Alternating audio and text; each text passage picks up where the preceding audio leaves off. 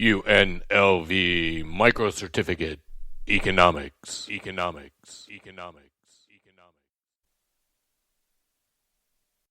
Now we're going to start talking about public sector economics.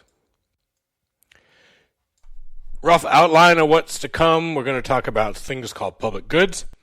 We're going to talk about Adam Smith's view of the government. Then we're going to get into modern ideas like public choice theory and talk about spending and taxes in the real world. This will take us a bunch of videos. So what's a public good? Let's start by talking about a sunset. A sunset has a property that we call non-rivalous. What that means is that I can take in the view of that sunset, and you can come along and take in the view of that sunset, and nothing diminishes. You looking at that sunset, whether there's one person or 10 people or 1,000,000 people watching that sunset, it's all the same. Most goods are rivalous. If I have a burrito and I eat the burrito, you can't eat the burrito.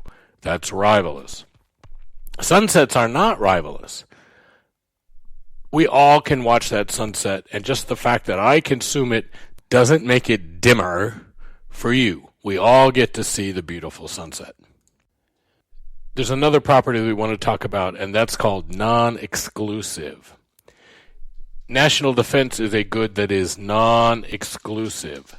Once we provide it, everybody gets it.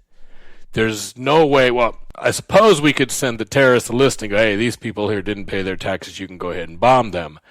But realistically speaking, once we're defending our country, we're defending our country, and everybody gets the benefit of that defense. Just like everybody gets the benefit of criminals knowing police are driving around your neighborhood. It doesn't matter whether you paid your fees or not. Out of this comes something called public good. A public good is both of those things we've described. It's non-rivalous. Everybody can consume it, and one person's consumption doesn't take away from another's. And two, it's non-exclusive. Once it exists, we can't stop you from using it. So non-rivalous and non-exclusive. Anything that meets those things is a public good. There are a number of other things that are one or the other that have some characteristics of public goods, and we'll talk about those because they have some of the same issues. Now, the problem with a public good is the market doesn't work on it. And the reason markets don't work on public goods is really simple. If I provide national defense and the government says, look, we're going to spin this off, and when your tax form comes, just send us what you want to send us for national defense. Well, some people are going to do that, but some people are going to hope that you do it so they don't have to, and some folks are going to try to get their outcome, try to get the thing they want, which is to have national defense, but they want to get it without having to pay for it. Another simple example would be, think about the Hudson River, which is in between New York and New Jersey. How do we clean it up? Anyway, people who get the thing but don't pay are called free riders. If you live in America, you're protected, but you don't pay any taxes somehow, you're free riding on the rest of us. Free riders. And then there's a lot more examples of this. Because there are free riders, markets are going to underproduce public goods. They're going to produce too little. You want national defense, but you're hoping to not pay for it, and other people will pay for it, so you don't put in as much as you want. New York and New Jersey. If New Jersey can get New York to clean up the river, then they benefit from it without having to pay for it. If New Jersey cleans up the river, New York gets the benefit of having the clean river without having to pay for it. So it's likely that if the two sides never talk to each other, if the two states never talk to each other, the river's not going to get cleaned up.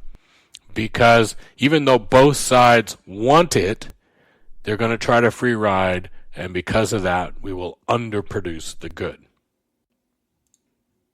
So what I'm saying is we won't have enough defense and police and other such things if we leave it to the marketplace, because people will free ride.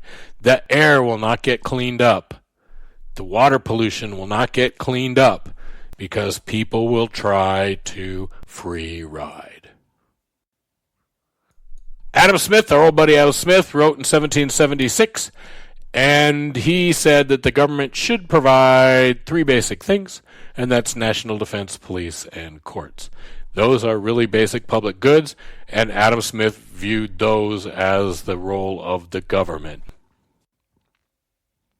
If you read his book, he does say, for example, that the government should provide education. And the reason that the government should pay for education is our magic econ word, externalities. If we have a well-educated population, if kids grow up and they have a good education, and when they graduate from high school they can do math and write and read and all that, they can go to work for businesses, and the businesses don't have to train them. The businesses don't have to train them to make change or to read a receipt or something. If you go to college and you become an accountant, an accounting firm can hire you and you already have accounting skills. That's a benefit to society. It's a benefit to businesses. Your education benefits more than just you. It benefits your employers. It benefits society as a whole. So the value of education is bigger than the cost. And again, we won't have enough education if we leave it to the market to provide. The other thing that Adam Smith said the government should do is to fund large projects. So there are highway projects and bridges and things that are just too big and too expensive for any private sector person to put on. There's no way the Golden Gate Bridge is going to get built by the private sector because there's too much hassle in who owns the ends of the roads and who owns the ocean. And there are large projects in Adam Smith's view that can only get done if the government gets them done. So again, modern economists have a lot of theories that revolve around this idea of market failure. And one of the big disagreements in our world today is what's the responsibility of government to deal with market failure? There are people who will tell you that even when the market's not working right, it still works better than the government works, and we should still rely on the market for these things. There's other people who point out the flaws of market failure and suggest that those flaws are fairly large sometimes, and the government needs to be involved, that there has to be some kind of joint action for that to work. So most economists, again, not even all economists, but most economists agree the government should provide those basic public goods. There are questions about these things called common property resources and other market failures, and that's the question. Does the government need to get involved in those? How do we decide what the government should do? Good question. Again, our Constitution gets interpreted two ways. One is that it contains this phrase, general welfare, and some other vague phrases that we haven't talked about yet, and that those vague phrases empower the government to do just about anything.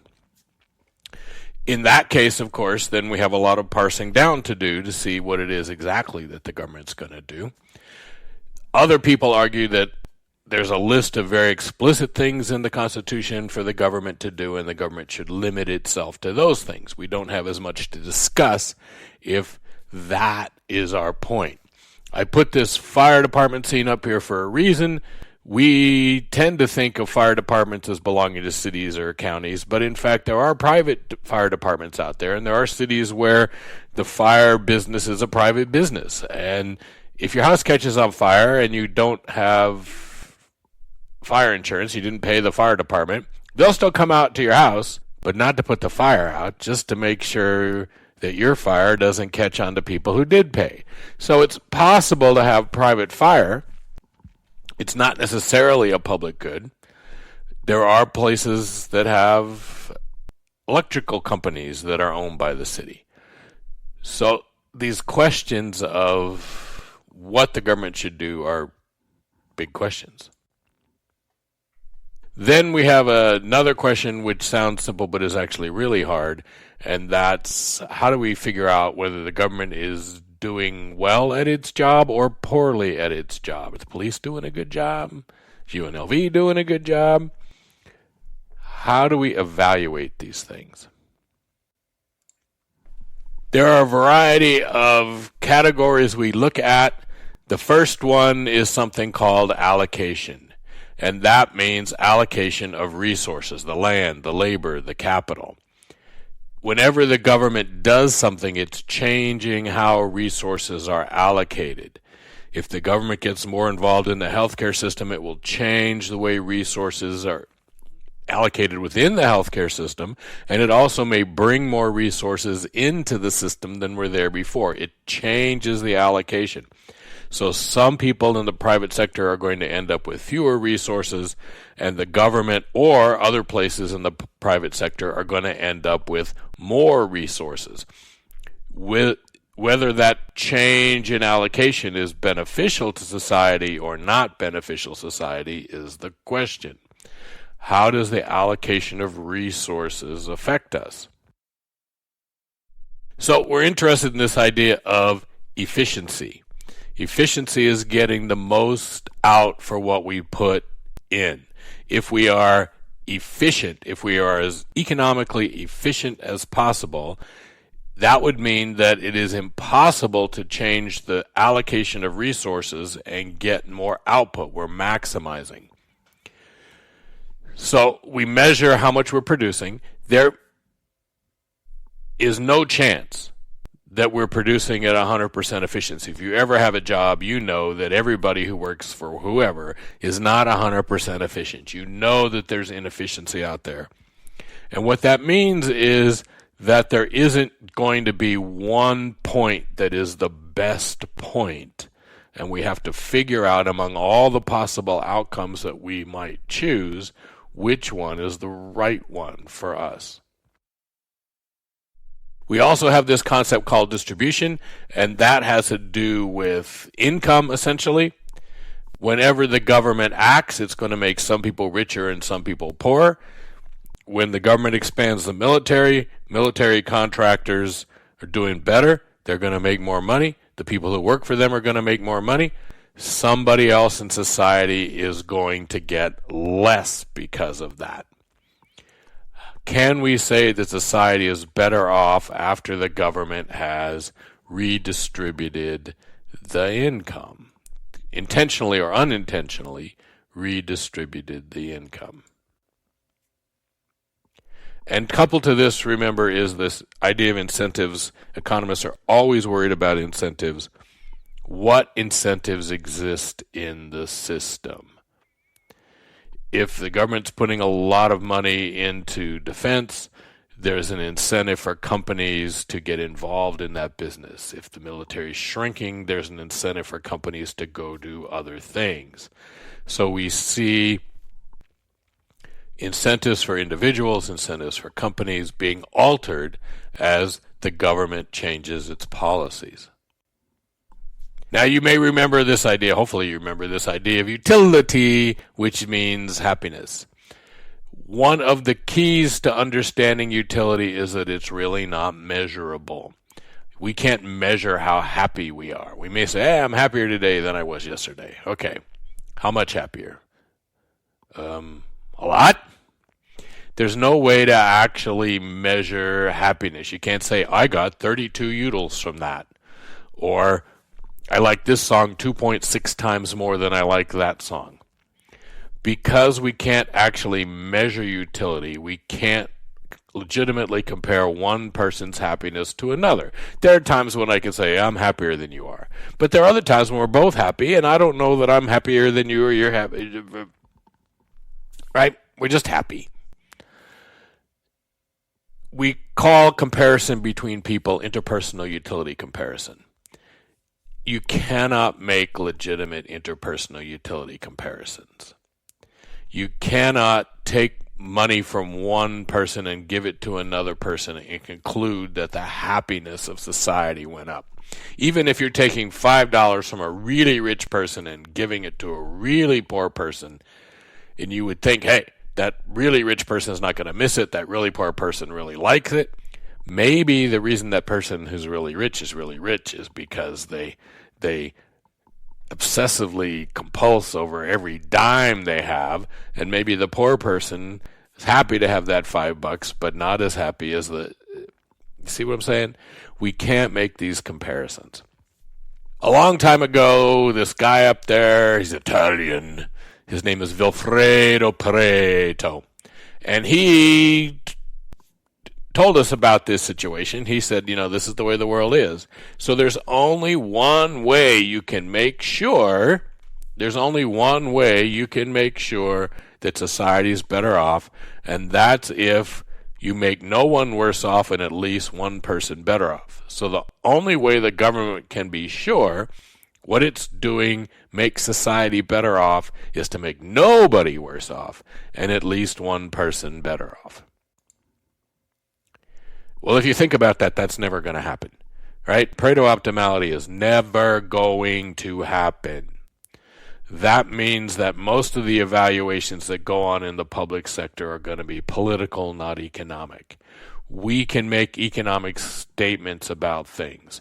We know, and I've already said this, and we may talk about this again, the United States spends twice as much of its GDP on healthcare as France without getting better healthcare outcomes. We get equal healthcare outcomes. Well, that's an economic advantage, an economic evaluation that tells me that our healthcare system is not efficient. But that doesn't mean, politically speaking, it tells me what to do to fix our healthcare system or how the pluses and minuses of changing the healthcare system would affect those calculations.